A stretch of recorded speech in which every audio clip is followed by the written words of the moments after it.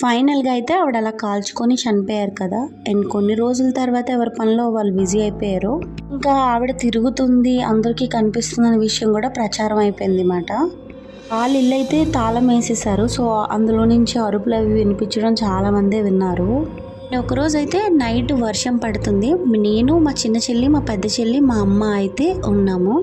Daddy అయితే night డ్యూటీకి వెళ్ళారు. అప్పుడు మా డాడీ లారీకి వెళ్ళేవారు. సో నైట్ డ్యూటీకి అయితే వెళ్ళిపోయారు. ఇంకా మేమైతే పడుకున్నాం. మా అమ్మమ్మ ముగ్గురిని పడుకోబెడుతూ స్ట్రైట్గా పడుకుందంట. దోమల తయారైతే మీదనుంది. అదైతే పాకిల్లు. సో మిద్దెలు ఉంటాయి కదా, ఆ గోడ మీద కూర్చొని ఏ చీరతో అయితే కాలిపోయిందో ఆ చీరతోనే కూర్చున్నారు ఆవిడ. కూర్చొని కాలు ఊపుకుంటూ నవ్వుకుంటూ మాట్లాడుకుందాం, ఎందుకు రావట్లేదు అసలు నా దగ్గరికి, ఎందుకు నాతో మాట్లాడట్లేదు, నన్ను చూసి ఎందుకు భయపడుతున్నావు అని అడిగారంట. పెద్ద పెద్ద నోర్లు వేసుకొని నవ్వడం, అలాగే వెంటనే ఏడవడం, నొప్పి వచ్చేస్తుంది, మంట వస్తుంది, నాకు నీళ్ళు ఇవ్వు, వెళ్ళిపోతా తాగేసి అని ఏడుస్తున్నారంట.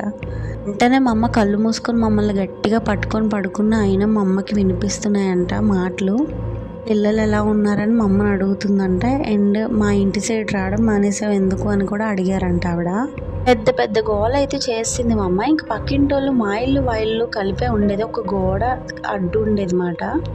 ఇంకా అంకుల్లో అన్నీలో వచ్చేసి డోర్ కొడితే మా అమ్మ ఇల్లు తీసి జరిగిందంతా చెప్పింది. ఇంకా మా ఇంట్లో పడుకోవద్దని చెప్పేసి వాళ్ళ ఇంట్లోకి అయితే తీసుకెళ్లారు.